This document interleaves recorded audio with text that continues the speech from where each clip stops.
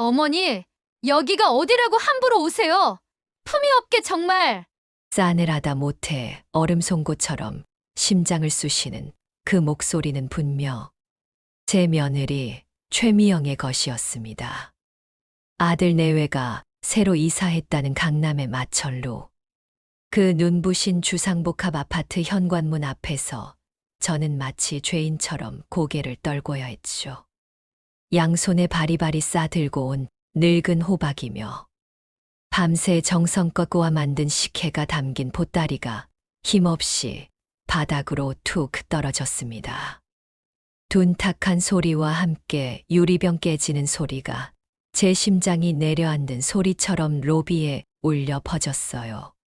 제 등 뒤에서는 최고급 유모차를 끌고 지나가던 젊은 엄마들이 노골적으로 저를 위아래로 훑어보며 수군거리는 시선이 느껴졌습니다.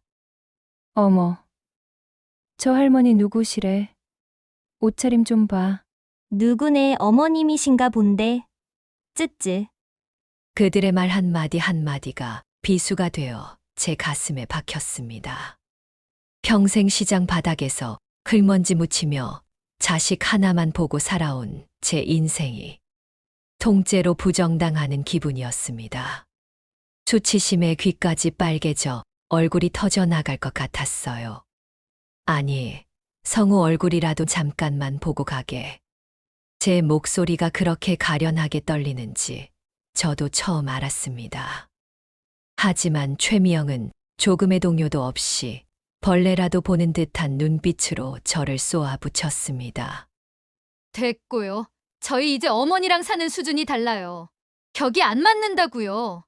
여기 사는 이웃들 보기 창피하니까 다신 찾아오지 마세요. 아시겠어요? 제 대답을 들을 필요도 없다는 듯 육중한 현관문이 제 면전에서 닫혔습니다. 문이 닫히며 일으킨 차가운 바람이 제 뺨을 스치더군요. 1층 로비의 눈부신 대리석 바닥에 시장에서 바로 달려오느라 미처 갈아입지 못한 몸빼 바지와 구겨진 시장 옷을 입은 제 모습이 비참하게 비치고 있었습니다. 평생을 바쳐 키운 아들, 마지막 남은 집까지 팔아 사준 저 집안에서 제 아들 박성호는 지금 무엇을 하고 있을까요? 혹시 저 현관문 뒤에서 이 모든 상황을 보고도 모르는 척하고 있는 것은 아닐까요? 심장이 쿵 하고 까마득한 절망 속으로 떨어졌습니다. 저는 그 자리에 한참을 서서 바닥에 쏟아진 식혜가 대리석 바닥을 더럽히는 것을 멍하니 바라보았습니다. 그것은 제 인생이 흘린 피눈물처럼 보였습니다. 저는 김옥희라고 합니다. 올해 70하고도 2살을 더 먹었네요. 사람들은 제 이름을 기억하기보다 그저 광명시장 기름집 할머니로 저를 기억합니다. 제 인생은 경기도의 한 작은 시장, 광명상회라는 기름집에서 시작되고 또 끝날 줄 알았습니다. 새벽 4시면 일어나 참깨 볶는 고소한 냄새 속에서 하루를 열었고 해가 중천에 뜨면 갓 짜는 기름으로 나물을 무쳐 팔았습니다. 기름때와 나물 향이 뒤섞인 그 냄새가 바로 제 인생의 냄새였죠. 남편은 제 아들 박성호가 10살 되던 해에 몹쓸 병으로 먼저 세상을 떴습니다. 남편의 텅 빈 자리를 끌어안고 며칠을 울었지만 제 눈만 바라보는 어린 아들을 보며 주저앉을 수 없었습니다. 그날부터 박성호는 제 삶의 이유이자 세상 전부가 되었습니다. 성호야, 세상에서 제일 훌륭한 사람이 되어야 한다. 이 어미처럼 기름 냄새 맡으며 살면 안 된다. 저는 입버릇처럼 말하며 아들 교육에 모든 것을 쏟아부었습니다. 제 옷은 10년을 기워 입어도 아들 책값과 학원비는 단 하루도 밀린 적이 없었습니다. 논 팔고 밭 팔아 서울로 유학을 보냈고 아들이 졸업식에서 수석을 했다며 졸업장을 들고 왔을 땐 세상을 다 가진 듯 기뻐 밤새 졸업장을 끌어안고 잤습니다. 번듯한 대기업에 취직했을 땐 시장 사람들을 전부 불러 모아 잔치를 열었죠. 며느리 최미영을 처음 데려왔을 때도 마찬가지였습니다. 강남 부잣집 딸이라는 말에 행여나 제 가난이 아들의 흠이 될까 없는 살림에 금반지까지 맞춰 선물했습니다. 어머니, 저 미영 씨 없으면 못 살아요. 아들의 그 한마디에 저는 남은 땅을 팔아 강남의 번듯한 전셋집을 얻어주었습니다. 시장의 단골이었던 옆 가게 부산 상회동보 사장님은 그런 저를 보고 혀를 찼습니다. 아이고, 오키 언니, 자식한테 다 퍼주면 나중에 언니는 뭘로 살아? 요즘 세상이 어떤 세상인데? 저는 그때 웃으며 대답했죠. 내 새끼 잘 되는 게 내가 잘 사는 거지, 뭘. 우리 성호가 그럴 애 아니야. 문제는 3년 전 멀끔한 양복 차림의 아들이 어두운 얼굴로 제 기름집을 찾아왔을 때 시작되었습니다. 어머니, 회사를 그만두었습니다. 뭐, 그 좋은 회사를 왜? 제 사업을 하고 싶습니다. 제 이름 석 자를 건, 제 인생을 건 사업입니다. 어머니, 딱 3년만 고생하시면 제가 저 하늘에 떠 있는 달이라도 따다 드릴게요. 최고급 실버타운에 모실게요. 매일같이 호텔 뷔페 드시면서 편하게 사실 수 있게 해드릴게요. 박성호는 제 거친 손을 잡고 눈물을 뚝뚝 흘렸습니다. 이미 제 수중에는 시장 한 구석에 남은 이 작은 집 한 채가 전부였지만 자식의 눈물 앞에 부모는 언제나 죄인이 되더군요. 저는 그날 밤새 잠을 설쳤습니다. 남편이 남겨준 이 집, 박성호를 낳고 키운 이 집을 정말 팔아야 하는가. 하지만 동이 틀 무렵 제 마음은 이미 정해져 있었습니다. 알았다. 대신 조건이 있다. 다음 날 저는 제 인생 마지막 안전장치가 될지도 모를 제안을 했습니다. 그냥은 못 준다. 요즘 세상이 흉흉해서 말이다. 내가 내 사업 자금을 대주는 대신 너는 나를 부양할 의무가 있다. 그걸 확실하게 하기 위해 내가 말한 그 실버타운에 내 이름으로 가족 입주 계약을 해다오. 나중에 딴소리 못하게. 박성호는 잠시 머뭇거렸습니다. 그 짧은 순간 아들의 눈빛이 흔들리는 것을 본 것 같기도 합니다. 하지만 곧 환하게 웃으며 고개를 끄덕였죠. 당연하죠, 어머니. 제가 그걸 어떻게 잊겠어요. 아이고. 우리 어머니 사람 다 됐네. 장난스러운 아들의 말에 저는 그만 긴장을 풀고 웃어버렸습니다. 며칠 뒤 박성호는 드림팰리스 실버타운이라는 곳에 번지르르한 상담사와 함께 저를 찾아왔습니다. 상담사는 수십 장에 달하는 서류, 뭉치를 내밀며 알아들을 수 없는 전문 용어를 섞어가며 일사천리로 설명을 진행했고, 저는 가족 우선 입주권이라는 말과 VVIP, 개택이라는 달콤한 말에 흐뭇해하며 기꺼이 도장을 찍었습니다.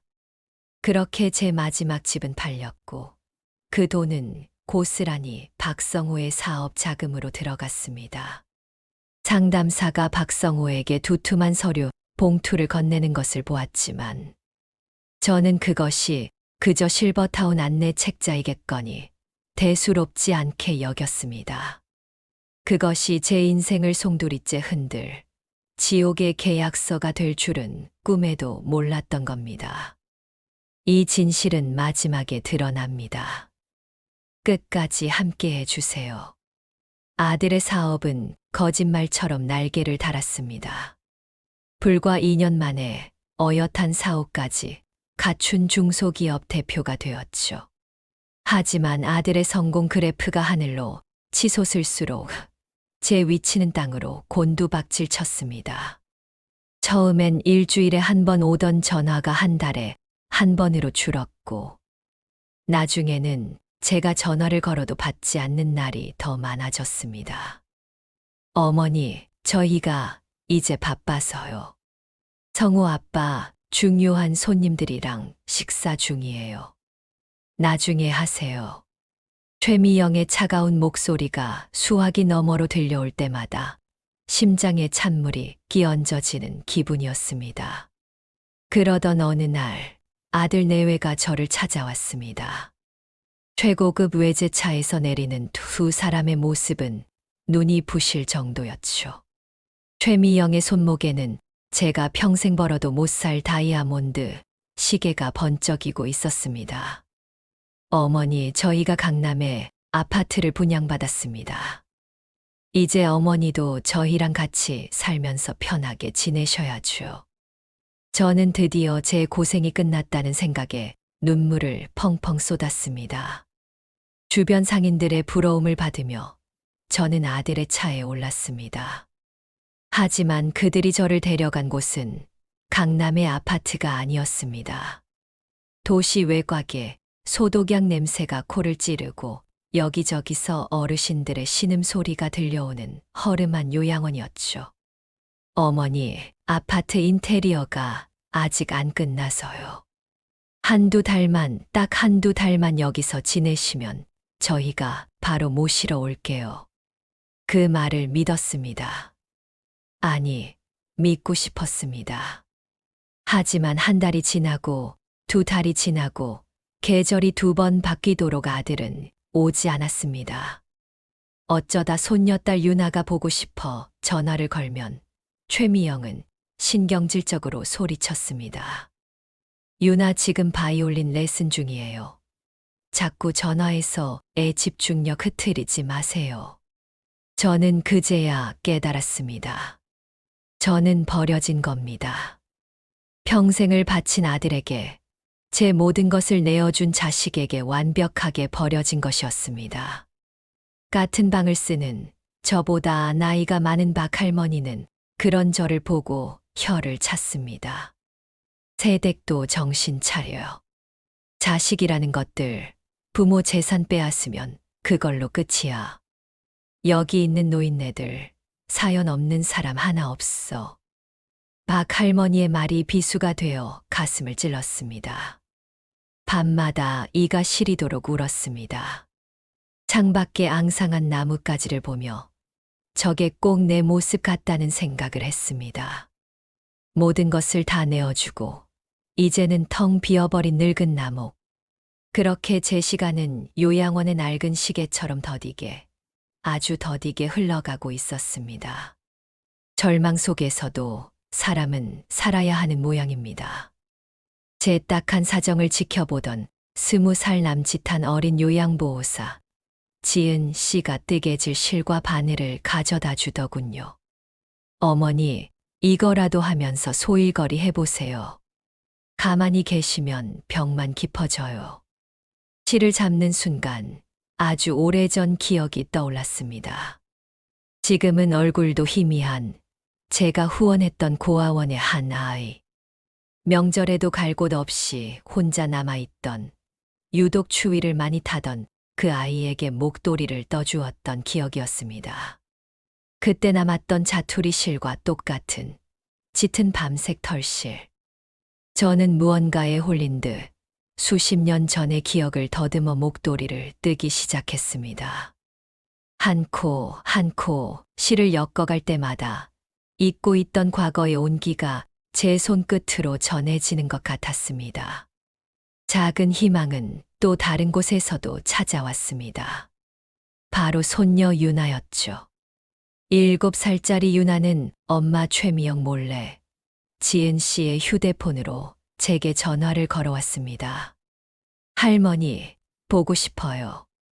엄마가 할머니는 멀리 여행 가셨다고 했는데 거짓말이죠. 우리 강아지 유나 할머니도 보고 싶다. 밥은 잘 먹고 유치원은 재밌고. 응. 근데 나 엄마 아빠 미워. 맨날 싸워. 아빠가 할머니 집 한 돈으로 산 아파트라고 소리 질렀어. 아이의 철없는 말에 수화기 너머로 들려오는 아이의 목소리에 말라붙었던 눈물샘이 다시 터졌습니다. 유나는 자기가 그린 그림을 할머니에게 꼭 보여주고 싶다고 했습니다. 할머니랑 아빠랑 엄마랑 나랑 엄청 큰 궁전에서 같이 사는 그림이에요. 할머니 방이 제일 커. 아이의 순수한 말에 저는 가슴이 미어졌습니다. 최미영은 유나에게조차 저에 대한 거짓말을 하고 있었던 겁니다. 저는 유나와의 비밀 통화를 유일한 낙으로 삼으며 하루하루를 버텼습니다. 밤색 목도리는 어느덧 제법 길어져 제 무릎을 따뜻하게 덮어주고 있었습니다. 하지만 그 온기만큼 아들 내외에 대한 배신감과 그리움은 더욱더 시리게 저를 파고들었습니다.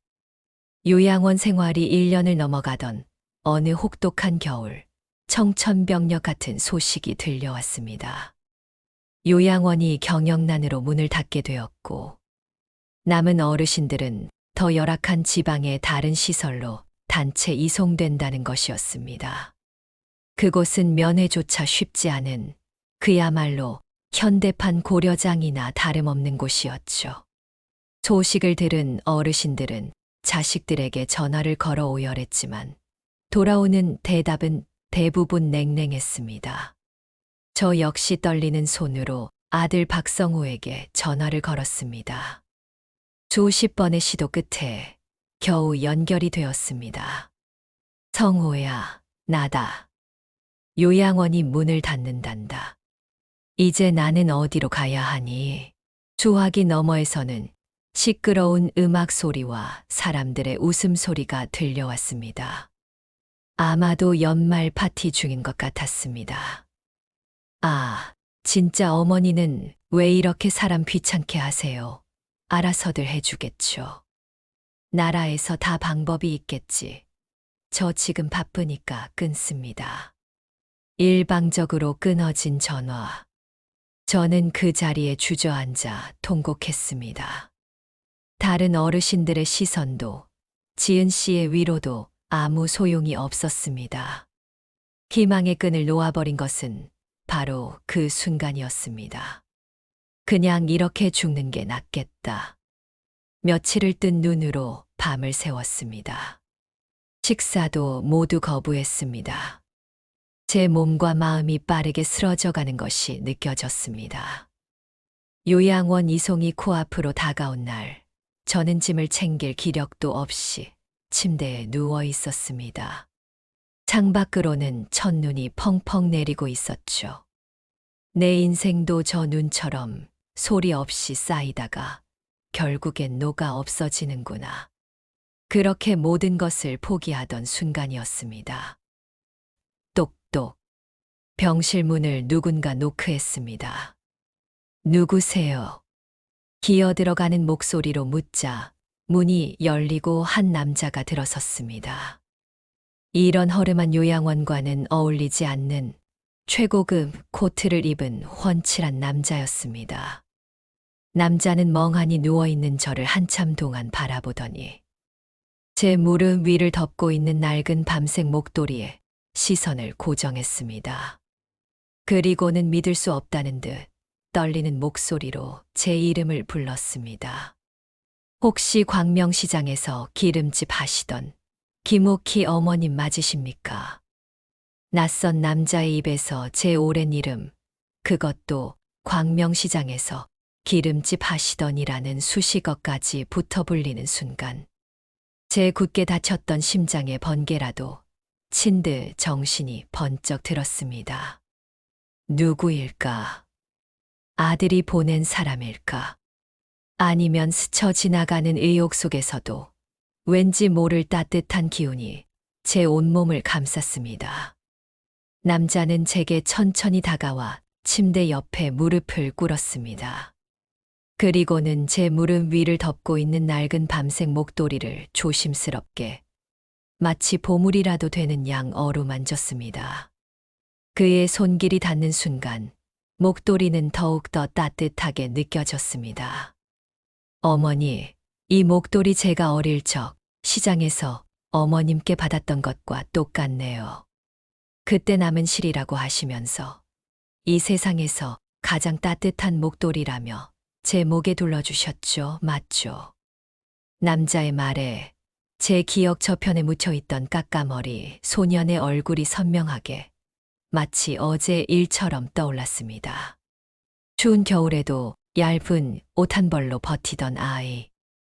명절이면 갈 곳 없어 고아원 복도에 쪼그리고 앉아있던 아이.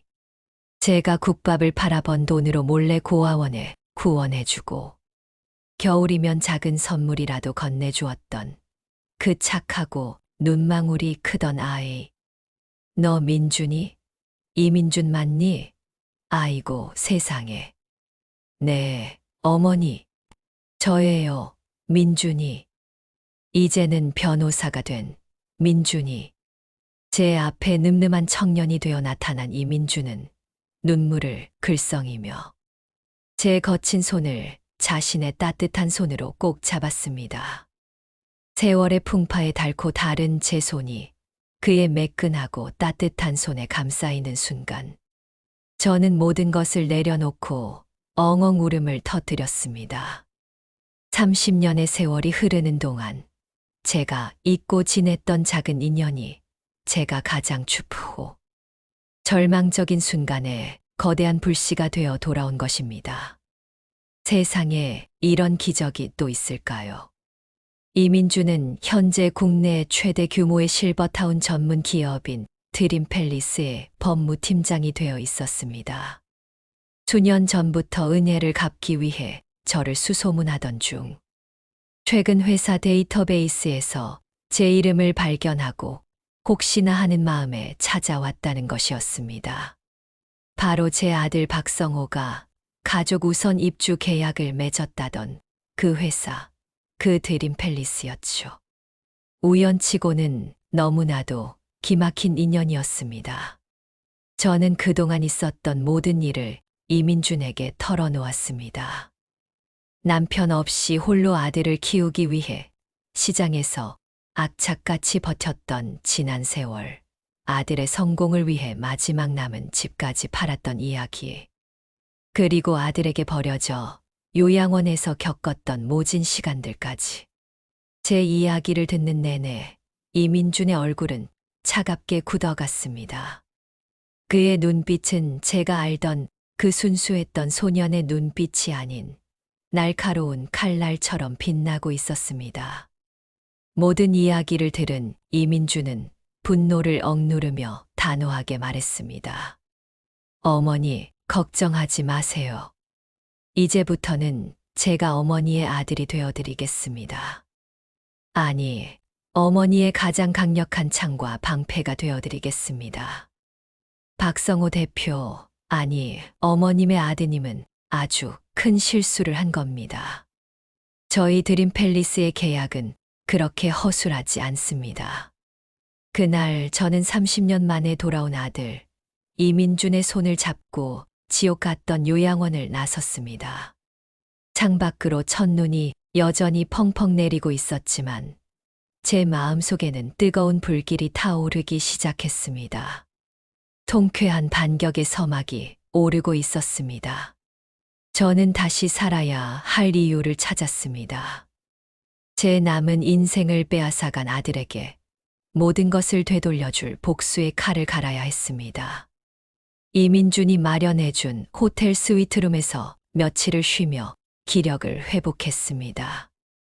넓고 따뜻한 침대, 매일 아침 차려지는 호텔 조식. 그리고 민준이가 제 옆에서 마치 친아들처럼 저를 보살펴 주는 것이 꿈만 같았습니다. 하지만 저는 현실에 안주할 수 없었습니다. 제 아들이 저에게 가한 고통을 그대로 돌려줘야만 했습니다. 그 사이 이민주는 드림팰리스 실버타운의 계약서를 샅샅이 분석했습니다.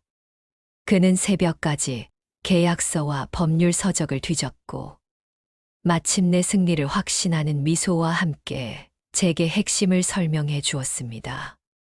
어머니, 아드님이 아주 중요한 걸 놓쳤습니다. 아니, 아마 읽어볼 생각조차 안 했을 겁니다.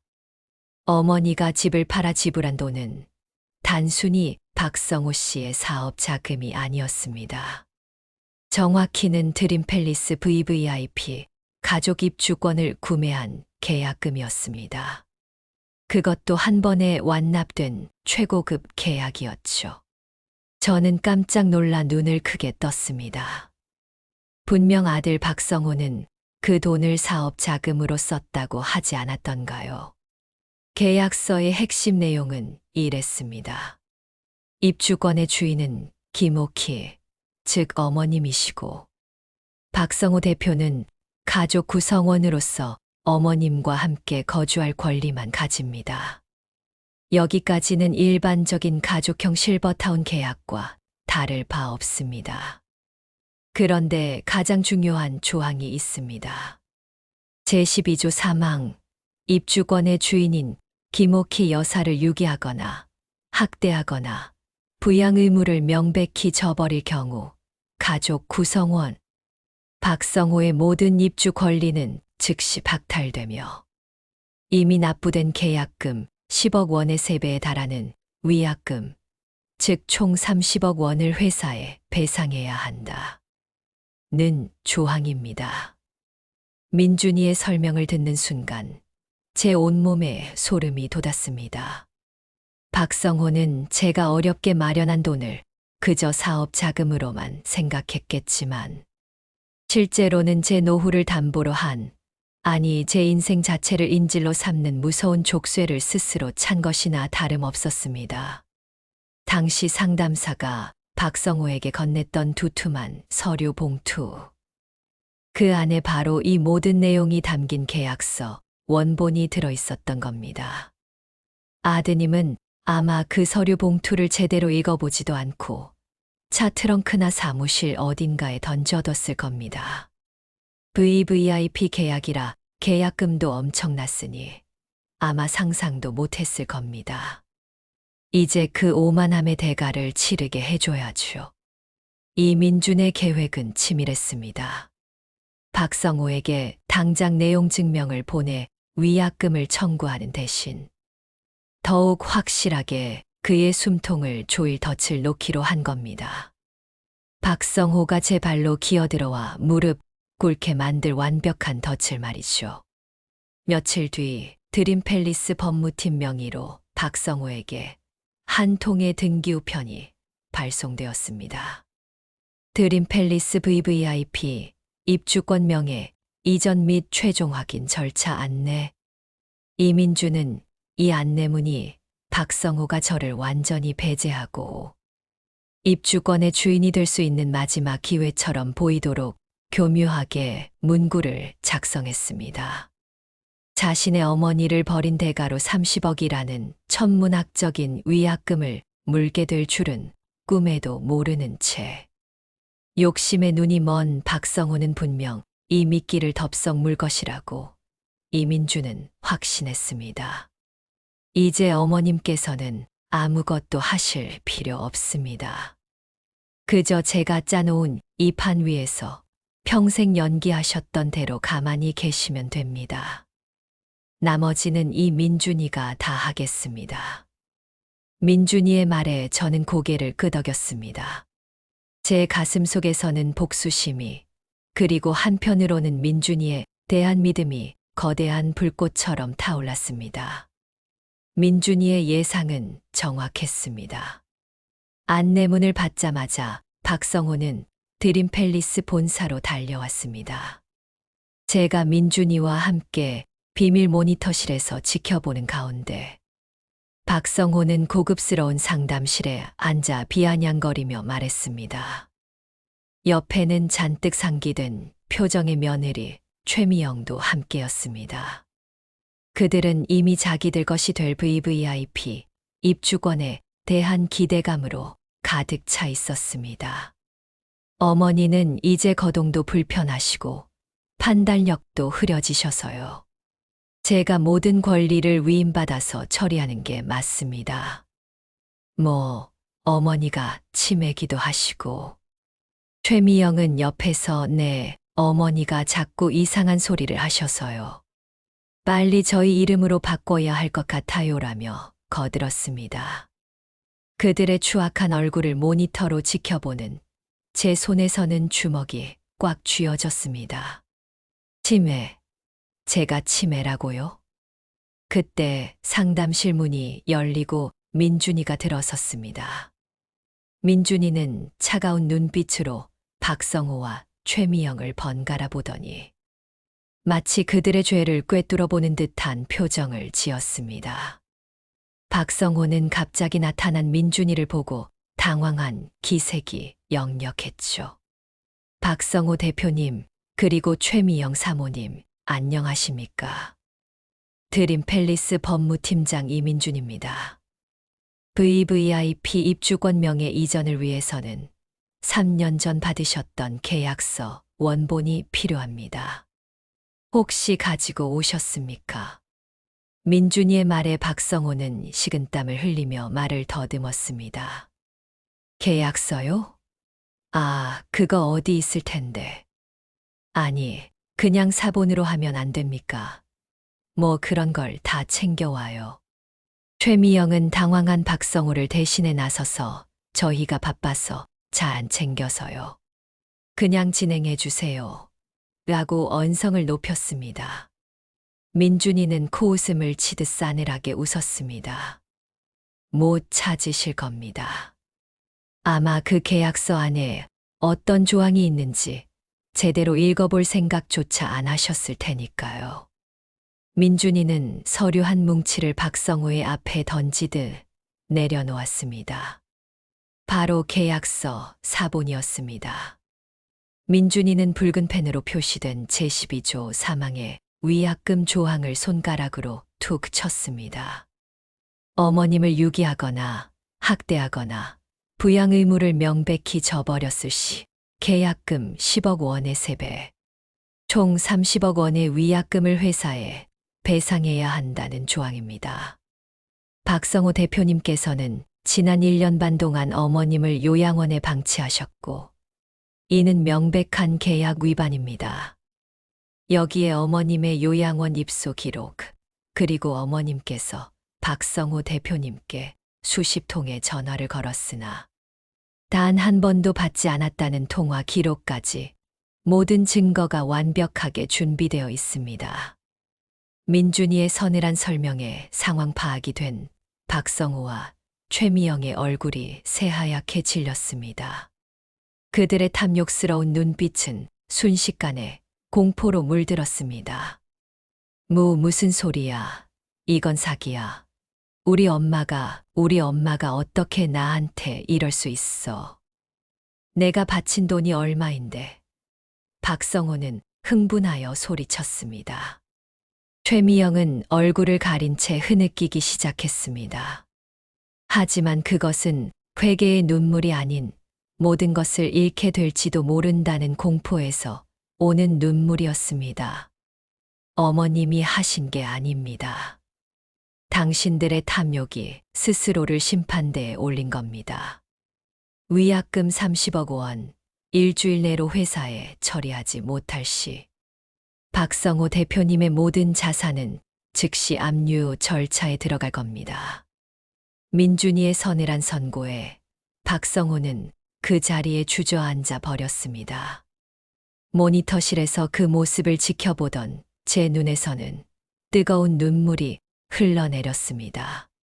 그것은 슬픔의 눈물이 아닌 제 인생을 되찾았다는 안도의 눈물이자 늦게나마 정의가 살아있음을 깨달은 감격의 눈물이었습니다. 모든 것을 잃게 될 위기에 처한 박성호와 최미영은 최후의 발악을 했습니다. 바로 손녀 유나의 7번째 생일 잔치 날이었죠. 두 사람은 저를 집으로 불렀습니다. 마지막으로 회유하고 협박해서 위약금 문제를 해결해 보려는 속셈이었습니다. 민준이는 그들의 속셈을 꿰뚫어보고 저에게 걱정하지 말라며 함께 집으로 향했습니다. 강남의 화려한 아파트, 제가 며느리에게 문전박대 당했던 바로 그곳이었습니다. 거실에 들어서자 화려한 풍선과 케이크가 놓여 있었습니다. 하지만 그들의 얼굴에는 웃음기라고는 찾아볼 수 없었습니다. 박성호는 제 앞에 무릎을 꿇고 애원하기 시작했습니다. 그의 눈에는 간절함보다는 다급함과 위선이 가득했습니다. 어머니, 제가 잘못했습니다. 100번, 1000번 죽을 죄를 지었습니다. 한 번만, 제발 한 번만 용서해 주세요. 이 위약금만 해결해 주시면 제가 평생 업고 다닐게요. 어머니 말씀이라면 뭐든지 하겠습니다. 최미영 역시 옆에서 손수건으로 눈물을 훔치며 거들었죠. 어머니, 저희 유나 장례를 봐서라도 유나가 할머니를 얼마나 사랑하는지 아시잖아요. 그들의 눈물에서는 어떤 진심도 느껴지지 않았습니다. 그저 돈을 잃지 않기 위한 처절한 연기일 뿐이었습니다. 그때 최미영이 제게 서류 한 장을 들이밀었습니다. 드림 팰리스 계약 위반 사실 없음 확인서였습니다. 그들은 제가 이 서류에 도장만 찍으면 모든 문제가 해결될 것이라 생각하는 모양이었습니다. 어머니, 여기 도장만 찍어주시면 다 해결돼요. 유나 미래를 봐서라도 제발 저희 다 같이 행복하게 살 수 있어요. 저는 서류를 받아들어 그들의 눈앞에서 갈기갈기 찢어버렸습니다. 종이 조각들이 허공으로 흩날리는 순간 박성호와 최미영의 얼굴은 경악으로 물들었습니다. 닥쳐라. 제 입에서 나온 단호한 목소리에 두 사람의 눈이 동그래졌습니다. 평생을 순종하며 살아온 제가 이런 목소리를 낼 수 있다는 것에 그들 또한 놀란 눈치였습니다. 너희에게 기회는 수없이 많았다. 내 아들, 내 며느리로 돌아올 수 있는 시간은 충분했어. 하지만 너희는 그 모든 기회를 스스로 걷어찼다. 이제 와서 용서를 구하지 마라. 내 삶의 주인은 나다. 더 이상 너희의 탐욕에 내 인생을 저당 잡히지 않겠다. 제 선언에 최미영이 악을 쓰며 달려들려는 순간 현관문이 열리고 민준이와 함께 드림팰리스의 자산관리팀 직원들이 들어섰습니다. 그들은 박성호에게 법원에서 발부된 자산 압류 통지서를 내밀었죠. 망연자실한 박성호와 최미영의 뒤에서 작은 방문이 빼꼼 열리더니 손녀 유나가 뛰쳐나왔습니다. 할머니, 유나는 제품에 안겨 엉엉 울며 꼬깃꼬깃한 그림 한 장을 내밀었습니다. 그토록 제게 보여주고 싶어 했던 할머니와 함께 궁전 같은 집에서 사는 그림이었습니다. 저는 유나를 끌어안고 함께 울었습니다. 제 눈물은 이제 슬픔의 눈물이 아니었습니다. 빼앗긴 것을 되찾은 기쁨, 그리고 저를 끝까지 믿고 따라와 준 손녀에 대한 고마움의 눈물이었습니다. 그날 아들 내외는 모든 것을 잃고 그 화려한 집에서 쫓겨났습니다. 그들이 남긴 것은 텅 빈 집과 탐욕으로 얼룩진 후회뿐이었습니다. 아들 내외가 모든 것을 잃고 쫓겨난 그날 밤, 저는 처음으로 제가 사준 그 화려한 아파트 거실 소파에 앉아보았습니다. 손녀 유나는 제품에 안겨 잠이 들었고 민준이는 조용히 부엌에서 따뜻한 차를 내왔습니다. 창밖으로는 서울의 야경이 보석처럼 반짝였지만 제 마음은 마냥 기쁘지만은 않았습니다. 제 손으로 아들의 인생을 무너뜨렸다는 사실이 무거운 돌덩이처럼 가슴을 짓눌렀습니다. 승리했지만 상처뿐인 승리였습니다. 민준이는 그런 제 마음을 읽었는지 조용히 찻잔을 내려놓으며 말했습니다. 어머니, 스스로를 자책하지 마세요. 이것은 어머니의 선택이 아니라 그들이 스스로 불러온 결과일 뿐입니다. 어머니는 그저 어머니의 인생을 되찾으셨을 뿐이에요. 그날 밤 저는 잠든 유나의 머리를 쓰다듬으며 밤새 생각했습니다. 내 인생은 어디서부터 잘못된 것일까? 아들을 향한 제 사랑이 정말 맹목적인 집착이었을까? 수많은 질문이 머릿속을 맴돌았지만 답은 찾을 수 없었습니다. 다만 한 가지는 확실했습니다. 저는 더 이상 과거에 얽매여 살지 않겠다는 것. 제게 남은 시간이 얼마인지는 모르지만 그 시간만큼은 온전히 저 자신, 김옥희를 위해 살아야겠다고 다짐했습니다. 며칠 뒤 예상대로 아들에게서 편지 한 통이 왔습니다. 구치소에서 보낸 편지였습니다. 위약금을 해결하지 못해 결국 사기죄로 고소를 당한 모양이었습니다. 편지에는 뒤늦은 후회와 용서를 구하는 말이 가득했지만 행간에는 결국 돈으로 합의를 해달라는 속내가 뻔히 보였습니다. 저는 편지를 읽고 한참을 울었습니다. 아들에 대한 연민인지 제 신세에 대한 한탄인지 모를 눈물이었습니다.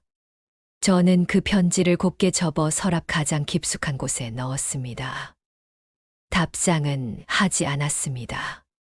그것이 제가 아들에게 해줄 수 있는 마지막 배려이자 제 자신을 위한 단호한 선 긋기였습니다. 그 후 저는 민준이와 유나와 함께 드림 팰리스 실버타운에 입주했습니다.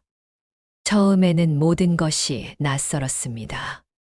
평생 시장 바닥에서 클 묻은 돈만 만지던 제가 이렇게 깨끗하고 좋은 곳에서 살아도 되는 걸까 죄책감마저 들었습니다. 하지만 민준이는 매일같이 저를 데리고 다니며 새로운 세상을 보여주었습니다. 처음으로 고급 레스토랑에서 스테이크라는 것을 썰어보았고 유나의 손을 잡고 수영장에서 물장구도 쳤습니다. 동년배의 다른 어르신들과 함께 노래, 교실에 가서 삑사리를 내며 웃기도 하고 뜨개질 수업에서 제 솜씨를 뽐내기도 했죠. 그렇게 웃고 떠드는 사이 제 마음속 응어리가 봄눈 녹듯 스르르 녹아내리는 것을 느꼈습니다. 저는 더 이상 박성호의 어머니가 아닌 김옥희라는 이름으로 불렸습니다. 사람들은 제 아픈 과거를 묻는 대신 저희 오늘을 함께 웃어주었습니다. 가장 큰 행복은 제가 받은 온정을 다시 나눌 수 있게 되었다는 점입니다. 저는 민준이의 도움을 받아 과거 저처럼 소외된 어르신들과 부모의 보살핌을 받지 못하는 아이들을 위한 작은 협동조합을 만들었습니다. 거창한 기부가 아니었습니다. 그저 일주일에 2번 제가 가장 잘하는 기름을 짜고 나물을 무쳐 그들에게 따뜻한 밥 한 끼를 대접하는 소박한 나눔이었습니다. 아이들이 할머니, 반찬 너무 맛있어요. 라고 외치며 제게 달려와 안길 때 저는 제 인생에서 가장 큰 보람과 행복을 느낍니다. 제 거친 손이 누군가에게 상처가 아닌 따뜻한 위로가 될 수 있다는 사실이 너무나 감사했습니다. 저는 그 아이들의 얼굴에서 30년 전 고아원에 홀로 앉아있던 어린 민준이의 모습을 보았습니다. 제가 베푼 작은 온기가 한 사람의 인생을 바꾸고 결국 저를 구원했듯이 저희 작은 나눔 또한 이 아이들에게 그런 기적이 되기를 간절히 바랐습니다. 이제 저는 발코니에 흔들의자에 앉아 뜨개질하는 것을 가장 좋아합니다. 오늘은 유나에게 줄분홍색 조끼를 뜨고 있습니다. 따스한 가을 햇살이 제 무릎을 덮어주고 멀리서 들려오는 아이들의 웃음소리가 세상 그 어떤 음악보다 평화롭게 들립니다. 여러분, 자식에게 모든 것을 내어주는 것이 부모의 사랑이라지만 기억하십시오. 가장 큰 사랑은 자식의 인생과 나의 인생을 분리하고 각자의 삶을 존중해 주는 것임을 저는 너무 늦게 깨달았습니다. 비록 아픈 상처는 남았지만 저는 이제 제 삶의 진정한 주인이 되었습니다. 제 이야기가 세상의 모든 부모님들께 때로는 자식을 놓아줄 용기가 필요하다는 작은 깨달음을 줄 수 있다면 더 바랄 것이 없겠습니다.